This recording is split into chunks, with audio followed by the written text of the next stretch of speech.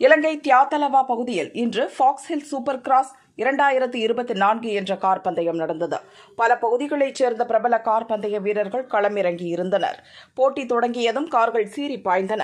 ஒரு இடத்தில் வேகமாக வந்த கார் ஒன்று விபத்துக்குள்ளாகி தலைகீழாக கவிழ்ந்தது. அதை பார்வையாளர்கள் ஆர்வமாக பார்த்துக் கொண்டிருந்தனர். அப்போது சற்றும் எதிர்பாராத விதமாக மற்றொரு கார் ஒன்று அதே இடத்தில் பந்தய பாதையை தாண்டி பார்வையாளர்கள் மீது பாய்ந்தது.